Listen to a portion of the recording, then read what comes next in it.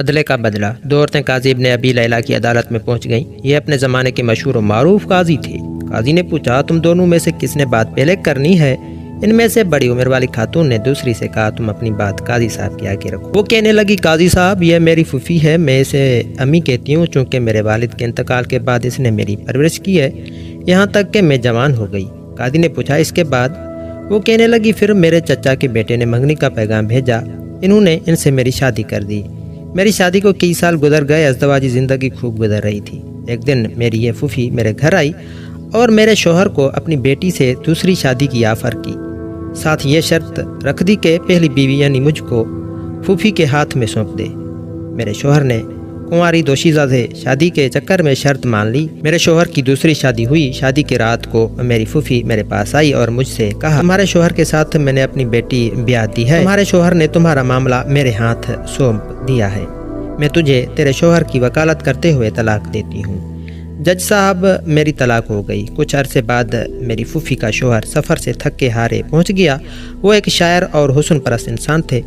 میں بن سنور کر اس کے آگے بیٹھ گئی اور ان سے کہا، کیا آپ مجھ سے شادی کریں گے؟ اس کی خوشی کا ٹھکانہ نہ رہا، اس نے فوری ہاں کر دی۔ میں نے ان کے سامنے شرط رکھ لی کہ آپ کی پہلی بیوی یعنی میری پھوپھی کا معاملہ میرے ہاتھ سونپ دیں۔ اس نے ایسا ہی کیا۔ میں نے پھوپھی کے شوہر سے شادی کر لی اور اس کے شوہر کی وکالت کرتے ہوئے اسے طلاق دے ڈالی۔ قاضی حیرت سے پھر وہ کہنے لگی، قاضی صاحب، کہانی ابھی ختم نہیں ہوئی۔ کچھ عرصہ بعد میرے اس شاعر شوہر کا انتقال ہوا۔ میری یہ پھوپھی وراثت کا مطالبہ کرتے پہنچ گئی۔ میں نے ان سے کہا کہ میرے شوہر نے تمہیں اپنی زندگی میں طلاق دی تھی، اب وراثت میں تمہارا کوئی حصہ نہیں ہے۔ جھگڑا تول پکڑا۔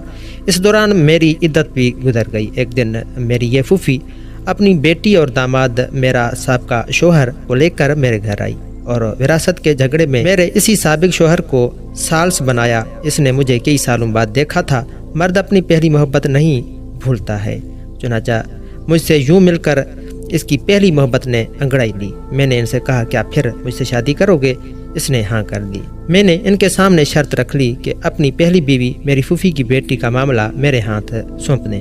اس نے ایسا ہی کیا۔ میں نے اپنے سابقہ شوہر سے شادی کر لی اور اس کی بیوی کو شوہر کی وکالت کرتے ہوئے طلاق دے دی۔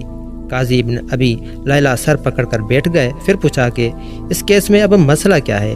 میری پھوپھی کہنے لگی، قاضی صاحب، کیا یہ حرام نہیں کہ میں اور میری بیٹی دونوں کی یہ لڑکی طلاق کروا چکی، پھر میرا شوہر اور میری بیٹی کا شوہر بھی لے ہوئی، اسی پر بس نہیں، دونوں شوہروں کی وراثت بھی اپنے نام کر لیا۔ قاضی ابن ابی لیلہ کہنے لگے، مجھے تو اس کیس میں حرام کہیں نظر نہیں آیا۔ طلاق بھی جائز ہے، وکالت بھی جائز ہے۔